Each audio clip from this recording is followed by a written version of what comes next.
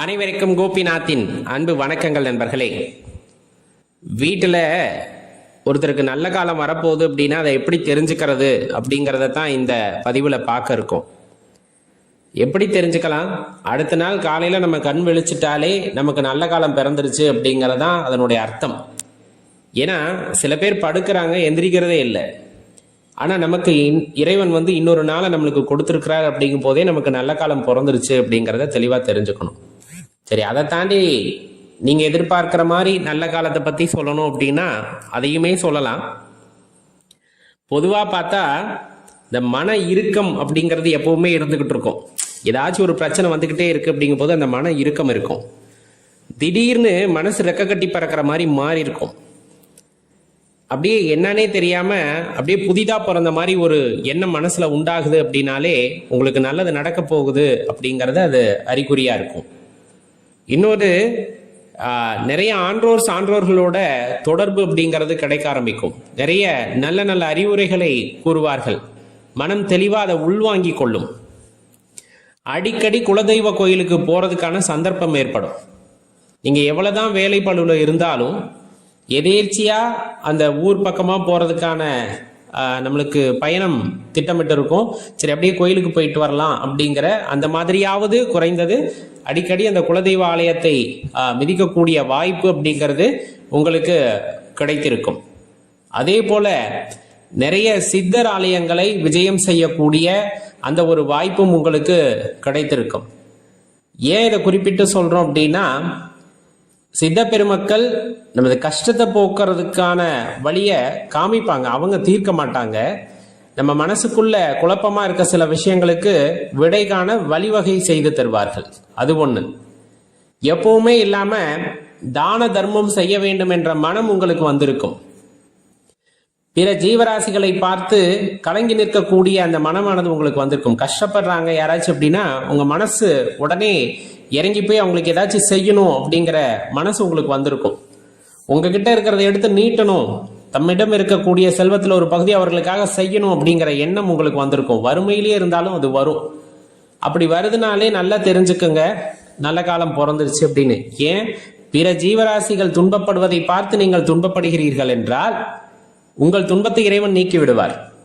அது அப்போதைக்கு உங்களுக்கு அது துன்பமா தெரியும். இருந்தாலும் அதற்கு பிறகு ஒரு குறிப்பிட்ட சோதனை கட்டத்தை தாண்டிய பிறகு இறைவன் உங்களுக்கு உறுதுணையாக இருந்து நீங்கள் செய்ய வேண்டும் என்று நினைக்கிறீர்கள் அல்லவா, அதற்கு தகுந்தாற் போல நிறைய விஷயங்களை அவர் உங்களுக்கு செய்வார். அப்ப அதன் மூலமாக நீங்கள் நிறைய பேத்துக்கு செய்ய முடியும். அப்ப நல்ல காலம் பிறக்குது அப்படின்னு சொன்னாலே பிறருக்கு செய்ய வேண்டும் என்ற மனது உங்களுக்கு வந்துவிடும். ஆலயங்களுக்கு போக வேண்டிய மனது வந்துவிடும், வாய்ப்பு உங்களுக்கு கிட்டும். அதே போல வீட்டுல அவ்வளவு சந்தோஷமா இருக்கும். ஒருத்தரை பார்த்து கோவப்பட்டுக்கிட்டே இருக்கும் அப்படிங்கிற நிலைமையெல்லாம் மாறி யாரை பார்த்தாலும் சந்தோஷமா இருக்கணும் அப்படிங்கிற அந்த எண்ணம் வரும். இன்னும் சொல்ல போனா ரொம்ப அமைதியான இடங்களை தேடி போய் அமர்ந்து தியானிக்க வேண்டும் என்ற எண்ணம் வர ஆரம்பிக்கும். இந்த மாதிரி அறிகுறிகள் உங்கள் மனதிலே தென்படுகிறது அப்படிங்கும் போது உங்களுக்கு நல்லது நடக்க போகுது அப்படிங்கிறத தெரிஞ்சுக்கலாம். சில பேத்துக்கு இந்த கவுளி, அதாவது பள்ளி சைனம் சொல்லுவோம் இல்லையா, அந்த மாதிரி நல்ல காரியங்கள் நடக்க போகுது அப்படிங்கிறத சில அறிகுறிகளை வைத்தும் நீங்கள் தெரிந்து கொள்ளலாம். ஏதாவது ஆலயங்களிலே சாமி கும்பிட்டுக்கிட்டு இருக்கும் போது பூசறிந்து விழுவதாக இருக்கட்டும், மணி ஓசை கேட்பதாக இருக்கட்டும், இந்த மாதிரி நிறைய சகுனம் சம்பந்தமாகவும் உங்களுக்கு அறிகுறிகள் தென்படலாம். பசுமாடு வீட்டுக்குள்ள வர்றது, வீட்டுக்குள்ளனா நடு வீட்டுக்குள்ள இல்ல, நீங்க இருக்கிற பகுதியை அது நெருங்கி வருது அப்படின்னாலே உங்களுக்கு நல்ல காலம் பிறக்கிறது அப்படிங்கிறத நீங்க தெரிந்து கொள்ளலாம். நிறைய ஜீவராசிகள் வீட்டை நோக்கி வருவது விஷ ஜந்துக்கள் அல்ல, அடியேன் சொல்வது பறவைகள், இவையெல்லாம் வீட்டை நோக்கி வருகிறது அப்படிங்கும் போது கண்டிப்பா அது உங்களுக்கு ஒரு நல்ல அறிகுறியாகவே இருக்கும். யாராச்சும் குலதெய்வாலயத்திற்கு போயிருப்பாங்க, அங்கிருந்து உங்களுக்கு பிரசாதம் கொடுத்து விட்டுருப்பாங்க, அந்த பூசாரி கொடுக்க சொன்னார் அப்படின்னு சொல்லிட்டு. இது எல்லாமே ஒரு நல்ல சமிக்கையாகத்தான் இருக்கும். ரொம்ப முக்கியமான பதிவும் கூட. பொறுமையாக முழுமையாக கேட்டு உங்கள் நண்பர்களோட பகிர்ந்துக்குங்க. மறக்காமல் இந்த பதிவை லைக் பண்ணிக்கோங்க. சில சாஸ்திரங்கள் சொல்வது என்ன அப்படிங்கிறது தான் பார்க்கலாம். இப்போ வீட்டில் மரம் வளர்க்குறோம் அப்படின்னா நமக்கு நன்மை தரக்கூடியது எல்லா மரங்களுமா இருந்தாலும் ஒரு சில மரங்களை வந்துட்டு மறக்காம வீட்டில் இருக்கிறது அல்லது அதை வைக்கிறது நல்லது அப்படின்னு சொல்லப்படும்.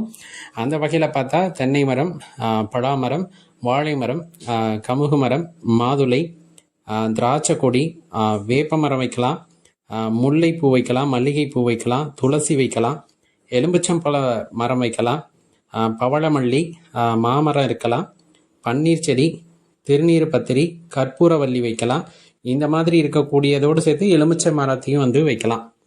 இப்போ இந்த செடிகள் எல்லாம் அல்லது மரங்கள் எல்லாம் வீட்டில் இருக்குது அப்படிங்கும்போது அது கண்டிப்பாக வீட்டுக்கு வந்துட்டு எண்ணற்ற நல்லவைகளை வந்துட்டு கொடுக்கும் அப்படின்னு சொல்லப்படும். இப்போ பொதுவாக வந்து ஆசனத்தில் அமர்ந்து தியானிக்கிறதுங்கிறது சிறப்பு. அதுலேயும் பார்த்தீங்கன்னா மரப்பலகை செஞ்சு அந்த மரப்பலகையில் வந்துட்டு அமர்ந்து தியானித்தோம் அப்படின்னா கண்டிப்பாக உடல் ஆரோக்கியத்தோடு அந்த தியானம் வந்து சித்திக்கும் அப்படின்னு சொல்லுவாங்க. குறிப்பாக பலா மரத்தில் அமர்ந்து தியானிக்கிறீங்க அப்படிங்கும்போது அது ஒரு உயர்வான நிலையை எய்துவதற்கு உதவும் அப்படின்னு சொல்லப்படும். பொதுவாக பட்டினிங்கிறது விரதம் அப்படின்னு சொல்லுவாங்க இல்லையா, இதில் அரை பட்டினி அப்படின்னு சொல்லக்கூடியது ஓரளவுக்கு மட்டுமே உணவு எடுத்துக்கிறது. அதனால தான் சொல்லுவாங்க 2 நேரம் உணவு எடுத்துக்கொண்டால் போதுமானது அப்படின்னு சொல்லிட்டு. அதே போல் உயிர் சத்துள்ள உணவுகளை எடுத்துக்கிறதும் சரி, பயம் தவிர்க்கிறதும் சரி, இந்த 3 இருந்துச்சு அப்படின்னா அது ரத்தம் வந்து சுத்தமாக இருக்கிறதுக்கு அது உதவும் அப்படின்னு சொல்லப்படும். பொதுவாக வந்துட்டு பெரியவங்களுக்கான காரியங்கள் நம்ம செய்கிறோம்னு வச்சுக்கோங்களேன், பித்ரு காரியங்கள் செய்கிறீங்க, திதி கொடுக்குறோம், தர்ப்பணம் கொடுக்குறோம் அப்படின்னா அன்னைக்கு தலைக்கு வந்துட்டு எண்ணெய் வச்சு குளிக்கக்கூடாது அப்படின்னு சொல்லுவாங்க. பூஜை அறையில் பார்த்தீங்கன்னா இரும்பு சம்மந்தப்பட்டது அல்லது எவர் சில்வர் சம்மந்தப்பட்ட தட்டுகளை பயன்படுத்துறதை தவிர்த்துக்கணும். அதே போல் பிளாஸ்டிக்கில் இருக்கக்கூடிய பொருட்களையும் பூஜை அறையில் தவிர்ப்பது அப்படிங்கிறது ரொம்ப நல்லது. இப்போ பூஜை அறையில் தெய்வ படங்களை வைக்கிறோம் அப்படின்னா வடக்கு பார்த்து வைப்பதை தவிர்த்து கொள்ளுங்கள். கிழக்கு, மேற்கு அது வீட்டின் அமைப்பிற்கு தகுந்தாற் போல் வைக்கலாம். ஆனால் முடிஞ்ச அளவுக்கு வடக்கு பார்த்து பயன்படுத்துகிறத தவிர்த்துக்கிறது நல்லது அப்படிங்கிறத ஞாபகம் வச்சுக்கணும். ரொம்ப முக்கியமாக ஞாபகம் வச்சுக்க வேண்டியது, நிலைவாசல் இருக்குது அப்படின்னா அந்த நிலைவாசல் மீது ஏறி அமர்றது கூடாது, அதை மிதித்து நடக்கிறது அப்படிங்கிறதையெல்லாம் தவிர்த்துக்கிறது ரொம்பவே சிறப்பான விஷயம். மகாலட்சுமியோட படத்தை வீட்டில் பயன்படுத்துகிறீங்கன்னா அமர்ந்த நிலையில் இருக்கக்கூடிய படத்தை பயன்படுத்துவது அப்படிங்கிறது சிறப்பை உண்டாக்கக்கூடியது அப்படிங்கிறத தெரிஞ்சுக்கணும். பெரும்பாலும் வீட்டில் பெண்கள் சந்தோஷமாக இருந்தால் அந்த வீட்டில் வந்து செல்வம் நிலைத்து இருக்கும் அல்லது பெருகும் அப்படின்னு சொல்லுவாங்க. ஒரு வீட்டில் வந்துட்டு பெண்கள் ரொம்ப கவலையாக இருக்கிறாங்க அல்லது சோகமாக இருக்காங்க அல்லது கண்ணீர் வடிக்கிறார்கள் அப்படின்னா அந்த வீட்டில் கண்டிப்பாக வறுமை உண்டாகுவதற்கான வாய்ப்பு உண்டு அப்படின்னு சொல்லப்படும். அதனால தான் வீட்டில் பெண்களை மகிழ்ச்சியாக வச்சிருக்கணும் அப்படின்னு சொல்கிறது. பெரும்பாலும் சொல்வது நாடகம் பார்ப்பதை தவிர்த்து கொள்ளுங்கள் அப்படின்னு. ஏன்னா ரொம்ப சோகமாகவே இருக்கும் அப்படின்னா மகாலட்சுமி கடாட்சம் அப்படிங்கிறது வீட்டை விட்டு அகன்றுவிடும் அப்படின்ட்டு சொல்லப்படும். பொதுவாக நெருப்பை வந்து வாயால் ஊதக்கூடாது அப்படின்னு சொல்லுவாங்க, அதை தாண்டக்கூடாது. இதெல்லாம் பார்த்தீங்க அப்படின்னா சாஸ்திரத்தில் குறிப்பிடப்படுறது. ஏன் அப்படின்னு நம்மளுக்கு தெரியும், அதனால் பாதிப்புகள் உண்டாகலாம் அப்படிங்கிறது. அதே போல் நெருப்பில் அசுத்தமான பொருட்களை போடக்கூடாதுன்னு சொல்லுவாங்க. நெருப்புக்கு சுத்தம் அசுத்தம் இருக்கா அப்படின்னா இல்லை. இருந்தாலுமே தேவையற்ற பொருட்களை நெருப்பில் போடும் போது அதன் மூலமாக நச்சு புகை வெளியே வருதுன்னா மற்றவர்கள் பாதிக்கப்படுவார்கள் அப்படிங்கிறதுனால இந்த சாஸ்திரத்தை சொல்லி வச்சிருப்பாங்க. காலையில் எந்திரிச்சதுமே பார்த்தோன்னா கழுதை, எருமை, சாம்பல், உலக்கை, விளக்குமாறு இவைகளை எல்லாம் பார்க்கக்கூடாது அப்படிங்கிறதும் சில சாஸ்திரங்களில் குறிப்பிட்டு சொல்லுவாங்க. பூசணிக்காவை வந்து உடைக்கிறாங்க, பிளக்குறாங்க அப்படின்னா அந்த பெண்கள் செய்வதை தவிர்த்து கொள்ளுதல் நலம் அப்படின்னும் குறிப்பிடப்படும். இப்போ தண்ணியாக இருக்கலாம், சாப்பாடு, அதே போல் பால், மோர், தயிர், தானியம், மருந்து, இந்த மாதிரி விஷயங்களை இரவில் யாருக்கும் இரவலாக கொடுக்கக்கூடாது. பண்டமாற்று முறை மாதிரி ஏதாச்சும் ஒன்று வாங்கிக்கிட்டு கொடுக்கலாம், தப்பு கிடையாது. குழந்தைகளுக்கு பால் அப்படின்னு கேட்கும்போது மாட்டேன்னு சொல்லக்கூடாது. அது எந்த நேரமாக இருந்தாலும் அதை தெளிவாக ஞாபகத்தில் வச்சுக்கணும். ரொம்ப முக்கியமாக நம்ம இந்த மாலை நேரம், பிரதோஷ நேரம்னு சொல்லுவாங்க, 4:30 to 6, அந்த நேரத்தில் எப்போதுமே சாப்பிடுவதை தவிர்த்து கொள்ளுதல் அப்படிங்கிறது ரொம்பவே நல்லது அப்படிங்கிறத மனசில் வச்சுக்கோங்க. ஒரு பெண் கருவுற்று இருக்கிறார்கள் அப்படிங்கும் போது அவர்கள் சிதறு தேங்காய் உடைக்கவும் கூடாது, அவர்களுக்கு அருகாமையில் யாருமே சிதறு தேங்காய் உடைக்கக்கூடாது அப்படிங்கிறதையும் மனசில் வச்சுக்கணும். இப்போ இதெல்லாம் சின்ன சின்ன விஷயங்கள் இருந்தாலும் பார்த்தீங்க அப்படின்னா நமக்கு பயனுள்ள வகையில் இருந்திருக்கும்னு நம்புகிறோம். இதில் ஏதேனும் சாஸ்திர குறிப்புகள் உங்களுக்கு தெரிஞ்சாலும் கீழே கமெண்ட்ல பதிவு பண்ணுங்க. அனைவரும் தெரிந்து கொள்ளட்டும். நன்றி, வணக்கம். அது கஜலட்சுமி விளக்கு, காமாட்சி விளக்கு, இது பொதுவாக நம்ம அறிந்து வைத்திருந்தது. இன்னைக்கு பார்த்தீங்க அப்படின்னா நம்ம எந்த தெய்வத்தை எல்லாம் வழிபடுகின்றோமோ அந்த தெய்வத்தினுடைய உருவத்தை வைத்து விளக்குகள் வந்திருக்கின்றன. உதாரணத்துக்கு நீங்க பார்த்திருப்பீங்க, வாராகி விளக்கு, மதுரை வீரன் விளக்கு, குபேரர் விளக்கு, இந்த மாதிரி நிறைய விளக்குகள் வந்துட்டு வருகின்றன அல்லவா. அவற்றை வாங்கி விளக்கு ஏத்தினால்தான் அந்த இறைவனுடைய அருள் கிடைக்குமா அப்படிங்கிறத முதல்ல ஒரு கேள்வியா மனசுல எழுப்பிக்குங்க. அதுக்கான விடயத்தை நம்ம பார்க்கிறோம். பொதுவா விளக்கு வெளிச்சத்தை தரக்கூடியது, இருளை அகற்றக்கூடியது, அவ்வளவுதான். அதுவே தெய்வ கடாட்சம் அப்படிங்கிற ஒரு விஷயம்தான். இதுல அந்த குறிப்பிட்ட விளக்கை வாங்கி ஏத்தினா தான் அந்த குறிப்பிட்ட தெய்வத்தினுடைய அருள் கிடைக்குமானா கிடையாது. அத முதல்ல உங்க மனசுல பதிய வச்சிடுறேன். காரணம் இருக்கு. கல் விளக்கு, அகல் விளக்கு, அதுக்கப்புறமா பித்தளை விளக்கு, எவர் சுழல் விளக்கு, இந்த மாதிரி காலத்திற்கு ஏற்றாற் போல எல்லாம் மாறினாலுமே இந்த கல் விளக்கு ஏத்தினப்பையும் எல்லா தெய்வத்தினுடைய அருளை பெற்றும் சந்தோஷமா தான் இருந்தாங்க. அதுக்கப்புறம் அகல் விளக்கு ஏத்துறப்பையும் பாத்தீங்கன்னா இறைவனுடைய அருளை பெற்று சந்தோஷமா தான் இருந்தாங்க. இன்னைக்கு நம்ம வசதி வாய்ப்புகளுக்கு ஏற்றார் போல, கிடைக்கின்ற விஷயங்களுக்கு ஏற்றார் போல நம்ம மனசை மாத்தி கட்டமைச்சுக்கிட்டோம். அதனால விளக்கேத்துறவங்க மனசை குழப்பிக்காதீங்க.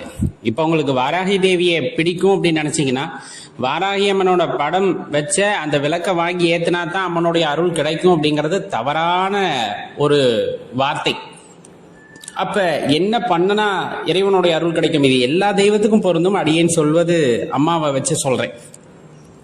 சாதாரணமா உங்க வீட்டுல இருக்க அகல் விளக்கு நல்லா சுத்தப்படுத்திட்டு பொட்டு வச்சுட்டு கீழே ஏதாச்சும் இலை மாதிரி விரிச்சிட்டு அல்ல ஒரு சின்ன தட்டு மாதிரி வச்சு அதுல வச்சு விளக்கு ஏத்திட்டு அந்த ஜோதி ரூபம் வந்ததுக்கு அப்புறம் மனசை ஒருநிலைப்படுத்தி, ரொம்ப முக்கியம், நம்ம யாருமே பண்ணாத ஒரு விஷயம்னா விளக்கை ஏத்தணும் அப்படின்னு ஏத்துறோம். அதுல சில விஷயங்களை நம்ம கடைபிடிக்கிறதே இல்லை. மன ஒருமைப்பாடு முக்கியம். அந்த நேரத்துல மனம் குவிந்திருந்து அம்மாவை நோக்கி இருக்க வேண்டும். அம்மா வாராகி தேவி அப்படிங்கிற அந்த வார்த்தை, அப்பா மதுர வீரனே அப்படிங்கிற வார்த்தை, அல்லது உங்க இஷ்ட தெய்வம் எந்த தெய்வத்தின் நாமமாக இருந்தாலும் சரி அந்த நாமத்தை மீண்டும் சொல்லிக்கொண்டே இருத்தல் அவசியம். இந்த விளக்கு தீபத்திலே நீங்கள் எழுந்தருள வேண்டும் அப்படின்னு நினைச்சிட்டீங்கன்னா நீங்க எந்த இறைவனை நோக்கி இதை ஏற்றுகிறீர்களோ அந்த இறைவன் அந்த ஜோதியிலே ஆவாகனமாகி அருள் புரிவார். மாற்று கருத்தே இல்லை. இதுக்காக கஜலட்சுமி விளக்கு வாங்கணும், காமாட்சி அம்மன் விளக்கு வாங்கணும், இன்னும் நம்ம என்னென்ன தெய்வங்களுடைய விளக்கு, அது எல்லாம் ஒரு பிசினஸ் ட்ரெண்ட் ஆயிடுச்சு. தவறா நினைச்சுக்காதீங்க. நம்ம எந்த தெய்வத்தின் மீது ஒரு பாசத்தை வைக்கிறோமோ அதை பிசினஸ் பீப்புள் தங்களுக்கு சாதகமா மாத்திக்கிறாங்க. அவ்வளவுதான். அவங்க மேலேயும் தப்பு கிடையாது, வியாபாரம் இல்லையா. ஆனா உங்களால வாங்க முடிஞ்சா வாங்கலாம். வாங்காத பட்சத்துல என்ன பண்ணலாம் அப்படின்னா அகல் விளக்க மட்டும் ஏத்தி அந்த ஜோதியில அந்த இறைவனுடைய நாமத்தை சொல்லி இறைவனை ஆவாகனப்படுத்தினாலும் அது நடக்கும். இறைவன் அங்கு ஆவாகனமாவர். தெளிவா இருந்துக்குங்க, போட்டு குழப்பிக்க வேண்டாம். அப்ப 1000 ரூபாய் 2000 ரூபாய் செலவு பண்ணி வாங்கி ஏத்தணுங்கிற அவசியம் கிடையாது. ஒரு 2 ரூபாய்க்கு அகல் விளக்கு வாங்கி ஏத்தினா போதும் அப்படின்னு ஞாபகம் வச்சுக்கோங்க. அடுத்த கட்டமா சொல்லக்கூடியதுதான் இந்த விளக்குக்குள்ள ஆகர்ஷண பொடிகளை சேர்த்துதல் அப்படின்ட்டு சொல்லிட்டு நிறைய சொல்லுவாங்க. ஆகர்ஷண பொடி அப்படிங்கிறது ஒவ்வொருத்தரும் ஒவ்வொரு விதமா சொல்லுவாங்க. பச்சை கற்பூரம் அப்படின்ட்டு சொல்லப்படும், அல்லது அதுல கல்கண்டு போட்டு ஏத்துறது, இல்லைன்னா ஆகர்ஷண பொடினே தனியா ஒண்ணு வச்சிருப்பாங்க. இது எல்லாம் வாங்கி போட்டு ஏத்தினா தான் வீட்டுல லட்சுமி கடாட்சம் ஏற்படும் அப்படிங்கிற மாதிரி ஒரு சித்தரிப்பு செய்யப்படுகிறது அல்லவா. அடிப்படையில சில விஷயத்த நம்ம தெரிஞ்சுக்கணும். அந்த எண்ணெய், நம்ம எந்த எண்ணெய் பயன்படுத்துறோம், நெய்யை பயன்படுத்துறோமா நல்லெண்ணெய் பயன்படுத்துறோமா அப்படிங்கறத பொறுத்து அந்த இடத்துல ஒரு ஸ்பரிசத்தை நம்மால் உணர முடியும். அதுலயே நெய்க்கு கொஞ்சம் அதை நம்மளால் நல்லாவே உணர முடியும். நெய்யை ஊத்தி ஏற்றும் போது நல்லெண்ணெய் அதற்கான தன்மையை அங்கு காற்றிலே பரவவிடும். அந்த வாசம் அப்படிங்கிறது லட்சுமி கடாட்சத்தை ஈர்க்கக்கூடியது. அந்த எண்ணெய்க்கே அந்த ஆற்றல் இருக்கு அப்படிங்கும் போது நம்ம இன்னும் கூடுதலா சில பொருட்களை அதுல போட்டு ஏத்துறோம் அப்படிங்கும் போது அது ஒரு கட்டத்துல தேவையில்லாத விஷயம் அப்படிங்கிறத தெளிவா தெரிஞ்சுக்குங்க. ஏன்னா எண்ணெய் ரொம்ப சுத்தமானது. சுத்தமான ஆட்டின செக்கு எண்ணெயான்னு கேட்டு வாங்கிட்டு அதுக்குள்ள போய் நிறைய பொருட்களை போடுறது அப்படிங்கிறது தெரியல. அனுபவத்துல அது பெருசா வித்தியாசமும் உணர முடியல. அதனால சொல்றது, நீங்க சாதாரணமான விளக்குகளையே ஏற்றலாம். அதுக்கே ஆகர்ஷண சக்தி ரொம்ப ஜாஸ்தி. ஏற்கனவே சொன்ன மாதிரி இந்த விளக்கு வீட்டிலே ஐஸ்வர்யத்தை உண்டாக்க வேண்டும் என்று இறைவனிடம் வேண்டிக் கொண்டு ஏற்றும் பொழுது கண்டிப்பா அதற்கான பலன் உங்க கை மேல கிடைக்கும். அதுக்கப்புறம் தான் அடுத்த விஷயம், அதில் வந்துட்டு அழுக்குகள் படியக்கூடாது அப்படின்னு சொல்லுவாங்க. அது கண்டிப்பாக அழுக்குகள் படியக்கூடாது. அடிக்கடி வந்து அதை சுத்தப்படுத்தி தான் விளக்கை ஏற்றணும் அப்படிங்கிறது அதனுடைய அடிப்படை. இப்போ இந்த திரி முழுவதுமாக எரிஞ்சிரும் சில வீட்டில், சில இடத்துல பார்த்தீங்க அப்படின்னா கசடு தங்கியிருக்கும். அப்படியே வச்சு நம்ம ஏற்றக்கூடாது. எண்ணெயாக இருந்தாலும் சரி, நெய்யாக இருந்தாலும் சரி, ஒரு சின்ன லேயர் மாதிரி கீழே அந்த விளக்குகளில் படிஞ்சிருக்கும். அதெல்லாம் சுத்தப்படுத்திட்டு அதுக்கப்புறமா அந்த விளக்குகளை ஏற்றும் பொழுது அது மங்களகரமானதாக இருக்கும். ஏன்னா தூய்மை அப்படிங்கிற ஒரு விஷயம் மனசுக்குள்ளே போயிடுச்சு அப்படின்னா அதில் எந்தாச்சும் ஒரு சின்ன கரை பட்டிருந்தாலும் நம்ம மனசு அதை ஏற்றுக்காது. அப்போ ஏற்றுக்காத மனசோட வழிபாடு செய்யும் பொழுது கண்டிப்பாக அதற்கான பலனும் நமக்கு கிடைக்காது அப்படிங்கிறது தான் அதில் உள்ள சூட்சமம் அப்படிங்கிறத தெரிஞ்சுக்கணும். இந்த விளக்கு தான் வாங்கி ஏற்றணும் அப்படிங்கிற அவசியம் இல்லை. ஏற்கனவே சொன்ன மாதிரி உங்கள் மனசுக்கு பிடிச்ச மாதிரி விளக்குகளை ஏற்றுங்க. கீழே நேராக தரையில் வைக்காமல் ஒரு இலையோ அல்லது ஒரு சின்ன தட்டு மாதிரியோ அல்லது மரத்தில் ஸ்டாண்டு மாதிரி செஞ்சு வச்சு ஏற்றுறோம் அப்படிங்கும் போதெல்லாம் அது கண்டிப்பாக உங்களுக்கு பயனுள்ள வகையிலே இருக்கும் அப்படிங்கிறத தெரிஞ்சுக்குங்க நண்பர்களே. உங்களுக்கு நல்லா தெரியும், இப்போ கோவிலுக்குள்ளே போகும்போது அல்லது கோவிலை விட்டு வெளியே வரும்போது அங்கு இருக்கக்கூடிய இயலாதவர்களுக்கு, உடல் பலவீனம் அடைந்தவர்களுக்கு தர்மமோ தானமோ செய்வது இயல்பு, நம்மளுடைய வழக்கம். இதில் பெரும்பாலுமான ஐயப்பாடு எங்கே வருது அப்படின்னா, கோவிலுக்குள்ளே போய் சாமிக்கிட்ட வரம் கேட்டு வாங்கிட்டு வர்றப்ப காசை கொடுத்தா வாங்கிட்டு வந்த வரத்தை கொடுத்த மாதிரி அப்படிங்கிற மாதிரி ஒரு பேச்சு வழக்கு இல்லையா, அதில் வந்துட்டு மனமானது குழம்பி இருக்கும். அதுக்கு முன்னாடி ஒரு விஷயத்தை தெளிவாக தெரிந்து கொள்ள வேண்டும். தானம் தர்மம். கேட்டு தருவது தானம், கேட்காமல் தருவது தர்மம். தர்மத்திற்கு பலன் அதிகம். இதை எப்போவுமே உங்கள் மனசில் வச்சுக்கோங்க. இப்போ எப்படி இருந்தாலுமே எந்த தானமும் தர்மமும் செய்ய வேண்டாம் அப்படின்னு நினச்சிக்கிட்டு நம்ம போனால் கூட அந்த இடத்துல யாராவது கை நீட்டி யாசகம் கேட்டு விட்டார்கள் அப்படின்னா நம்ம மனசு இறங்கிடும். கண்டிப்பாக ஏதாச்சும் செய்யலாமே அப்படின்னு தோணும். இப்போ நம்ம காசாக கொடுக்க முடியலன்னா சில பேர் உணவு பொட்டலங்கள் இல்லை சாப்பிட்றதுக்கு ஏதாவது பொருட்களை வாங்கி தருவது நம்முடைய இயல்பாக இருக்கும். சரி, இப்போ உள்ளே போகும்போது கொடுக்கலாமா, வெளியே வரும்போது கொடுக்கலாமா அப்படிங்கிறது. இந்த வெளியே வரும்போது கொடுத்தா எனக்கு கிடைச்ச வரமானது போய்விடும் அப்படிங்கிற மாதிரி மன உறுத்தல் இருந்தாலே உள்ளே போகும்போதே தானம் செய்து விடுங்கள். இல்லை எனக்கு எதுவுமே பிரச்சனை கிடையாது, நான் இயல்பாக இருப்பேன், எனக்கு இந்த மாதிரி எண்ணங்கள் எல்லாம் எதுவும் கிடையாது அப்படின்னு நினச்சா நீங்கள் வெளியே வரும்போதும் தர்மம் செய்யலாம், தானம் செய்யலாம். ஏன் இந்த சந்தேகம் முதல்ல வருது அப்படின்னு பார்த்தாலே எதிர்பார்ப்பு அப்படிங்கிற ஒரு விஷயம். நம்ம இறைவன்கிட்ட போய் ஒரு விஷயத்தை கேட்கும்போது அது கிடைக்குதா கிடைக்கலையா அப்படிங்கிற ஒரு குழப்பம் எப்போவுமே இருக்கும். ஏன்னா ஆண்டவன்கிட்டயே நம்ம போய் கேட்கும்போது சந்தேகத்தின் அடிப்படையில் தான் நடத்தி வைப்பாரா மாட்டாரா, ஒரு சின்ன ஒரு மனக்குழப்பத்தில் தான் சில பேர் போய் வேண்டிக்கிறாங்க. அதே போல தான் அப்படி ஒரு வேளை இறைவன் கொடுத்திருந்தா அதை நான் காசு கொடுக்கறது மூலமாக போயிடுமோ அப்படிங்கிற ஐயப்பாடு இருக்கு இல்லையா, அதுதான் இதுக்கான மூல காரணமே. இது மனிதனுடைய மனம் சம்பந்தப்பட்ட விஷயம். பெரும்பாலும் மனம் தெளிவாக இருப்பவர்களுக்கு உள்ளே போகும்போது வெளியே வரும்போது என்ற கணக்கு கிடையாது.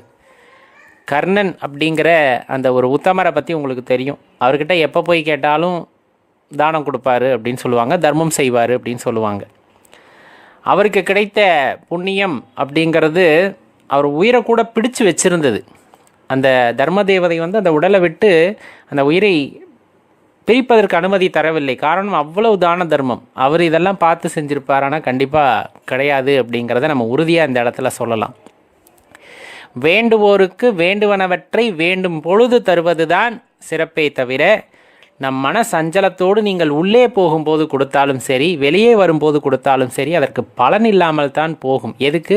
செய்கின்ற தானத்திற்கும் தர்மத்திற்கும் மன உறுத்தல் இருக்கக்கூடாது. மனசார சந்தோஷமாக தர்றேன், அவங்க வயிறு அரட்டும், அவங்க மனசு அரட்டும் அப்படின்னு கொடுக்கக்கூடியது நீங்கள் உள்ளே போகிறப்ப கொடுத்தாலும் சரி, வெளியே வர்றப்ப கொடுத்தாலும் சரி, கண்டிப்பாக அது பலனுள்ள வகையில் உங்களுக்கு இருக்கும்.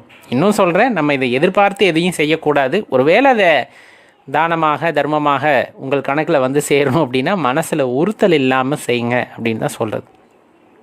இல்லை இன்னும் ஒரு படி போய் மேலே போய் என்னால் காசாக கொடுக்க முடியல, அன்னமாக வாங்கி தந்துடுறேன் அப்படின்னா நீங்கள் வெளியே வந்ததுக்கப்புறம் அங்கே சாப்பாடு இல்லை ஏதாவது தின்பண்டங்கள் இருந்ததுன்னா வாங்கி கொடுங்க. அது பெருசாக உங்களுக்கு தெரியாது. கையில் இருக்க லக்ஷ்மியை நான் வெளியே கொடுக்குறேன்னா அப்படிங்கிறது தான் உங்களுக்கு பிரச்சனையாக இருக்கும் சில பேர்த்துக்கு. அதனால தான் சொல்கிறது. ஆனால் ஒரு விஷயம், தெய்வ ஆலயத்திற்கு போகிறீங்க அப்படின்னா எந்த இடத்துலையும் சஞ்சலப்படாதீங்க. ஆலயத்திற்கு போகிறதே அமைதியாக இருக்கணும் அப்படின்னு தான். உள்ளே போகிறப்ப கை ஏந்திருவாங்களோ அப்படிங்கிற ஒரு உள்ள குமரலோடு போகிறப்ப கேட்டால் நம்மகிட்ட இல்லையே ஏதோ ஒரு காரணம், அந்த ஒரு மனத்தடுமாறலோடு உள்ளே போகிறது. உள்ளே போயிட்டு அங்கே போய் வரிசையில் நின்றுக்கிட்டு இருக்கப்ப யாராச்சும் 50 ரூபா 10 ரூபாய்க்கு டிக்கெட் வாங்கிட்டு போனால் அவங்க மேலே கோவப்படுறது, இல்லை நம்மளால் கிட்ட போய் பார்க்க முடியலையே அப்படிங்கிற ஒரு அங்கலாய்ப்பு. ஏன்னா வரிசையாக நின்றுப்போம், எல்லாம் நகருங்க கூட்டமாக இருக்குது நகருங்க அப்படின்னு சொல்லும்போது நம்மளால் பார்க்க முடியலையே அப்படிங்கிற அங்கலாய்ப்பு. இந்த மாதிரி எந்த விஷயமும் இருக்கக்கூடாது. நீங்கள் அந்த ஆலயத்திற்குள்ளே போயிட்டிங்கன்னா உங்கள் மனசானது ஒருநிலைப்பட்டு இருக்க வேண்டும். இல்லைன்னா ஆலயத்திற்கு போகிறதே வந்துட்டு பலனில்லாததாகத்தான் இருக்கும். ஒரு சஞ்சத்திலே போயிட்டு வர்றோம் அப்படிங்கும் போது ஏதோ போனோம் ஏதோ ஒன்று பார்த்தோம் வந்தோன்னு தான் இருக்கும். அந்த உள்ளார்ந்த உணர்தல் அப்படிங்கிறது அங்கே ஏற்பட்டு இருக்காது. அதனால தான் சொல்கிறது, ரொம்ப தெளிவான முடிவுடன் ஆலயத்திற்குள் போங்க. எதுக்காகவும் நான் சஞ்சலப்பட மாட்டேன், எதற்காகவும் நான் கோவப்பட மாட்டேன். நான் வந்தது எதற்கு அப்படின்னா உன்னை உணர்வதற்கு, உன்னை காண்பதற்கு அப்படிங்கிறதுல தெளிவாக இருக்கணும். யார் என்ன செஞ்சாலும் சரி, நீங்கள் நீங்களாக இருந்தீங்கன்னா எந்த ஆலயத்திற்கு போனாலும் சரி, இது ஆலயங்களை பொறுத்து மாறுவதில்லை, எந்த ஆலயங்களுக்கு போனாலும் சரி, அங்குள்ள இறைவனை முழுமையாக உங்களால் உணர முடியும், அவருடைய அருளை பெற முடியும் அப்படிங்கிறத தெரிந்து கொள்ளுங்கள். அதனால தான் சொல்கிறது, தெளிவான மனதுடன் உள்ளே போகும்போது தானம் செய்தாலும் சரி, தெளிவான மனதுடன் வெளியே வரும்போது தானம் செய்தாலும் சரி, தெளிவான மனதுடன் பண்ணும்போது எந்த ஒரு குழப்பமும் வராது அப்படிங்கிறத மனசில் தெளிவாக தெரிந்து கொள்ளுங்கள் நண்பர்களே. போது கண்டிப்பாக இதையெல்லாம் தெரிந்து கொண்டு போங்கள் அப்படிங்கிறத தான் நம்மளோட சின்ன வேண்டுகோள். சிவாலயத்துக்கு போகிறோம், இன்றைக்கி காலையில் போகிறோம் அப்படின்னா கண்டிப்பாக காலையில் எழுந்திரிச்சு நல்ல குளிர்ந்த நீரில் குளிச்சுட்டு விபூதி அணிந்து கொண்டு வீட்டிலே விளக்கேற்றி அமைதியாக ஒரு 5 நிமிடமாவது தியானம் செய்து மனதை ஒருநிலைப்படுத்திவிட்டு அமைதியான மனதுடன் சிவாலயத்திற்கு போங்க. அதுதான் ரொம்ப முக்கியமான விஷயம். இப்போ யாத்திரை போகிறோம் அப்படிங்கிறது அது வேறு விஷயம். தொடர்ந்து ஆலயங்களை விஜயம் செய்கின்றோம்னா வேறு. வீட்டிலிருந்து கிளம்புகின்றோம், அருகாமையில் இருக்கக்கூடிய சிவாலயத்திற்கு போகிறோன்னா இதை கண்டிப்பாக செஞ்சுட்டு அதுக்கப்புறமா சிவாலயத்துக்குள்ளே போங்க. மனம் ஒரு தெளிவை உணரும் அந்த இடத்துல. ஏன்னா அமைதியான மனதில் போகும்போது கண்டிப்பாக ஒரு உணர்தல் அங்கே இருக்கும். போகும்போது கண்டிப்பாக நல்லெண்ணெய் வாங்கிட்டு போங்க. ஒரு 100 மில்லி அல்லது ஒரு 1/4 லிட்டர் உங்களால் வாங்கிட்டு போக முடியுது அப்படின்னா நல்லெண்ணெய், செக்கெண்ணெய் அது வாங்கி கொண்டு போய் ஆலயத்தில் கொடுங்க. ஏன்னா அபிஷேகம் பண்ணும் போதெல்லாம் அந்த நல்லெண்ணெய் சுவாமியோட விக்கிரகத்தை மீது தேய்த்து அதற்கு பிறந்து அபிஷேகம் பண்ணுவாங்க. அது நிறைய ஆலயங்களில் இருப்பது இல்லை. உண்மையை உணர்ந்து கொள்ளுங்கள். எல்லா ஆலயங்களிலுமே அந்த வசதி வாய்ப்பு இல்லை அப்படிங்கிறத தெரிஞ்சுக்கங்க. அங்கே வேலை செய்கிற அந்த சிவாச்சாரியர்களை கேட்டால் அவங்க சொல்லுவாங்க. அதற்கான வாய்ப்புகள் ஆலயங்களுக்கு கிடைக்கப்பெறுவதில்லை. அதனால் ஒரு 100 ml செக்கு எண்ணெய் வாங்கிட்டு போய் ஆலயத்துக்கு கொடுங்க. அதை பற்றி யோசிக்காதீங்க. அதே போல் வில்வம் வாங்கி கொண்டு போய் இறைவனுக்கு சாற்றலாம். வேறு எதுவும் இறைவன் நம்மிடமிருந்து கேட்பதில்லை. இதையுமே அவர் கேட்கறது இல்லை. இருந்தாலும் நமது பாரம்பரியம்னு ஒன்று இருக்குது இல்லையா, நம்ம எதிர்கால சந்ததியினருக்கு நம்மளுடைய இந்த சிறப்புகள் எல்லாம் தெரிய வேண்டும்னா நாம் இந்த பொக்கிஷங்களை அழியாமல் பாதுகாக்க வேண்டும். அப்படிங்கிறனால சில விஷயங்களை நாம் செய்தாக வேண்டியது இருக்கிறது. அதனால தான் இப்போ அடியேன் கேட்டுக்கொண்டது, இந்த மாதிரி கண்டிப்பாக செஞ்சுருங்க அப்படின்னு சொல்லிட்டு. சரி, வேறு என்ன பண்ணணும் சிவாலயத்திற்கு போகிறதுக்கு முன்னாடி? சிவாலயத்திற்கு போகிறதுக்கு முன்னாடி மனம் ஒருநிலைப்பட்டு இருக்க வேண்டும். அதே போல் குருவின் ஆசீர்வாதத்தை பெற்றிருக்க வேண்டும். ஒவ்வொருத்தருக்கு குலகுரு அப்படின்ட்டு இருப்பாங்க, அல்லது இஷ்ட தெய்வத்தை வழிபடுவார்கள் இல்லையா, இஷ்ட குருமார்கள் அப்படின்னு சொல்லக்கூடிய சித்தர்களை சில பேர் வழிபடுவாங்க, ஞானியர்களை சில பேர் வழிபடுவாங்க. அவங்கள வணங்கி அவர்களுடைய ஆசீர்வாதத்தை பெற்றுக்கொண்டு சிவாலயத்திற்கு போகிறது இன்னுமே சிறப்பு வாய்ந்தது. ரொம்ப குறிப்பாக சொல்லப்போனால் சிவாலயத்திற்கு போகிறோம் அப்படின்னா அங்கே இரவில் அந்த குங்குளியம் புகை போடுவாங்க. அதற்காக உங்களால் முடிஞ்சால் குங்குளியம் அங்கே வாங்கி கொடுக்கலாம். சிவாலயத்திற்கு போயிட்டோம் அப்படிங்கும்போது கண்டிப்பாக இந்த அலைபேசியை அணைத்து வைத்து விடுங்கள். ரொம்ப முக்கியம். கோபுரத்தை வழிபட்டு பின்னர் கொடிமரத்தை வழிபட்டு அதன் பின்பு பலிபீடத்திடம் நின்று மனதில் இருக்கக்கூடிய எல்லா தீய விஷயங்களையும் அந்த இடத்திலே பலி கொடுத்து விட்டு பின்னர் நந்தியம்பெருமானை வழிபட்டு அனுமதி பெற்ற பின்னர் நாம் சிவபெருமானை சென்று வழிபடலாம். வழிபடும் போதும் மனதில் நினைத்து கொள்ள வேண்டிய விஷயம் அல்லது வேண்டிக் கொள்ள வேண்டிய விஷயம் அப்படின்ட்டு பட்டியலிட்டு எதுவுமே செல்லாதீர்கள். சிவபெருமான்கிட்ட போயிட்டு எனக்கு இது வேணும் அது வேணும்னு எதையும் பட்டியலிட்டெல்லாம் தயவு செய்து கேட்காதீங்க. அப்புறம் எதுக்குங்க கோயிலுக்கு போகிறது அப்படின்னு கேட்கலாம் இல்லையா? ரொம்ப முக்கியமாக ஆன்ம சுத்தி அப்படின்னு சொல்லக்கூடியது, ஆத்ம சுத்தி அப்படின்னு சொல்லுவாங்க. அந்த ஆத்மாவிற்கு ஒரு தெளிவான நிலை. ஆத்மா ரொம்ப தூய்மையானது. இந்த உடலிலே குடிக்கொண்டு இருக்கும் போது அதை மாயை மறைத்து கொண்டு இருக்கும் அல்லவா? அதனால் அது தன்னிலை உணராமல் இருக்கும். அந்த தன்னிலை உணர வேண்டும் என்றால் சிவாலயத்திற்கு சென்று அங்கே அந்த தீபம் காட்டுவதை பாருங்கள். இன்னும் பழமையான ஆலயங்களில் ஒரு முறை உண்டு. உள்ளே வந்து இந்த எலக்ட்ரிக்கல் பல்பெல்லாம் போட்டிருக்க மாட்டாங்க. அப்படியே இருள் சூழ்ந்து தான் இருக்கும். சின்ன விளக்கெரியும். அப்போ அந்த தீபாராதனை காட்டுவாங்க. அந்த தீபாராதனையோட தாற்பரியத்தை புரிஞ்சுக்குங்க. நீங்கள் எவ்வளோ உத்து பார்த்தாலும் தூரத்துலேருந்து நீங்கள் உத்து பார்த்தீங்கன்னா கருவறையில் இருக்கிற அந்த இறைவனோட அந்த உருவத்தை நம்மால் பார்க்க முடியாது. அந்த தீபம் காட்டுவதன் மூலமாக நம்ம அந்த சிற்பத்தை வந்து அல்லது இறைவனை வந்து நம்மால் தரிசிக்க இயலும். அப்போ அந்த மாயை என்னும் இருள் சூழ்ந்திருக்கும் போது உள்ளே இருக்கின்ற இறைவனை நம்மால் காண முடியாதுங்கிறது தாற்பயம். அப்போ அந்த ஞானம் என்னும் ஒளி அந்த இடத்துல பிறக்கிறது. அப்படிங்கும் போது அந்த ஒளியின் மூலமாக நம்முள் இருக்கின்ற இறைவனை உணர்ந்து கொள்ள முடியும் அப்படிங்கிறது தான் தாற்பயம். அப்போ சிவாலயத்திற்கு சென்றீர்கள் என்றால் இந்த முறைகளை எல்லாம் கடைபிடித்து அங்கே அமைதியாக கண்ணை திறந்து இறைவனை வழிபடுங்கள். தீபாராதனை காட்டும்போது டக்குன்னு கண்ணை முடிக்கிறது, அது பெரிய தப்பு. நிறைய பேர் செய்கின்ற தப்பு அதுதான். அதற்காக தான் போகிறோம். தீபாராதனை காட்டும்போது கண்ணை முடிக்கிட்டா அது பிரயோஜனமே இல்லாமல் போயிடும். அதனால் அந்த தப்பை எக்காரணத்தை கொண்டும் செய்து விடாதீர்கள். அதே போல் பிரசாதங்கள் கொடுக்கப்படுகின்றன. எல்லாத்துக்குமே கொடுக்கப்படுமா அப்படின்னா கண்டிப்பாக கொடுப்பாங்க. இருந்தாலும் சிறப்பான பிரசாதங்கள் சில பேத்துக்கெல்லாம் கிடைக்கும். ஆலயத்திற்கு வெறும் கை தான் வீசிட்டு போயிருப்போம். தெளிவான மனதுடன் போயிருப்பார்கள். இறைவனின் அனுகிரகம் அவர்களுக்கு அன்று இருந்திருக்கும். அவர் ஆசீர்வாதம் செய்ய வேண்டும் என்று நினைத்தால் ஏதாவது கனிகளை கொடுப்பார்கள், பூக்களை கொடுப்பார்கள். எதிர்பாராமல் சில ஆசீர்வாதங்கள் நிகழும். இதெல்லாம் தாண்டி ரொம்ப முக்கியமான விஷயம், நம்ம அந்த இடத்துல ஒரு 1/4 மணி நேரமாவது அமர்ந்து தியானித்து வர வேண்டும். அங்கே இருக்கின்ற அந்த இறை ஆற்றல் அதை நம்முள் உணர்ந்து கொள்ளும் பொழுது அது மிகவும் சிறப்பானதாக இருக்கும். அதில் எந்த மாற்று கருத்துமே நீங்கள் கொள்ள வேண்டாம். அது உடலுக்கு மட்டுமல்ல மனதிற்கும் சேர்த்து ஒரு அமைதியை உண்டாக்கக்கூடியது. இப்போ அங்கே உழவார பணிகள் செய்ய முடியும் அப்படின்னா செய்யலாம். உழவார பணினா நம்ம செக்கக்கல் எடுத்து வச்சு கட்டணும் அல்லது ரொம்ப கடினமாக உழைக்கணும் அப்படிலாம் கிடையாது. இந்த ஆலயங்களில் சில பேர் என்ன பண்ணுவாங்கன்னா தூண்கள் எல்லாம் திருநீர் குங்குமத்தெல்லாம் கொட்டிட்டு போயிடுவாங்க இல்லையா? வாங்கின வரத்தை வேண்டான்னு வச்சுட்டு போவாங்க. அதையெல்லாம் தொடச்சி சுத்தம் செய்கிறதுமே அந்த இடத்துல ஆலய பணி தான் அப்படின்னு சொல்லுவாங்க. உழவார பணி தான் அப்படின்னு சொல்லக்கூடியது. சின்னதாக நம்ம ஒரு துணி எடுத்துகிட்டு போகிறோம் இல்லை நம்ம கைக்குட்டை வச்சுருக்கோம் அப்படின்னா அதில் தொடச்சி அந்த தூண்களை எல்லாம் சுத்தம் செய்வது. ஏன்னா அதெல்லாம் காலப்போக்கில் பழுதடைந்து விடும். அப்படியே கொட்டி அது யாருக்குமே அதோட விழிப்புணர்வு இல்லை. கொண்டு போய் அலைபேசி எண் எழுதுவது, பரீட்சை நம்பர் எழுதுவது, பெயர் எழுதுவது, அதெல்லாம் மிகப்பெரிய தவறு. ஆலயங்களிலே அதை செய்யக்கூடாத தவறுகளை தெரிந்தே செய்கிறார்கள். அதுதான் மனம் வருத்தமாக இருப்பது. அதையெல்லாம் ஆலயத்திலே சென்று செய்யக்கூடாது அப்படிங்கிறத தெரிஞ்சுக்குங்க. நம்ம செய்யலாம் அப்படின்னா ஆலயத்தில் அதையெல்லாம் சுத்தப்படுத்தலாம். இப்போ சுத்தப்படுத்தியாச்சு, நம்ம தியானிச்சாச்சு, இறைவன்கிட்ட போய் இறைவனை மட்டும் தரிசித்து வந்தாச்சு. அப்படிங்கும்போது அங்கே கோசாலை இருக்கிறது அப்படின்னா அந்த கோசாலைக்கு கண்டிப்பாக போங்க. அது இன்னும் உயர்வான ஆற்றலை உணரக்கூடிய இடம் அப்படின்னா அதில் எந்த மாற்று கருத்தும் இல்லை. அங்கே அதாவது பசுமாடு இருக்குது அப்படின்னா பசுமாட்டிற்கு பச்சை புல் நீங்கள் வாங்கித்தரலாம். அல்லது அமாவாசை தினங்களில் அகத்திக்கீரை வாங்கித்தரலாம். வாங்கித்தரும்போது கண்டிப்பாக நம்ம செய்த சில கர்ம வினைகள் அப்படிங்கிறது இருக்கும் இல்லையா? அதெல்லாம் கொஞ்சம் அப்படியே என்னாகும் அப்படின்னா நீர்த்து போக ஆரம்பிக்கும். அதோட தாக்கம் பெரிதாக இருந்தாலும் நம்மை வந்து சேரும் பொழுது அவ்வளவு பெரிய தாக்கத்தை இது உண்டாக்காமல் நம்மை பாதுகாக்கக்கூடிய வகையிலே அது இருக்கும் அப்படிங்கிறத மறந்துட வேண்டாம்.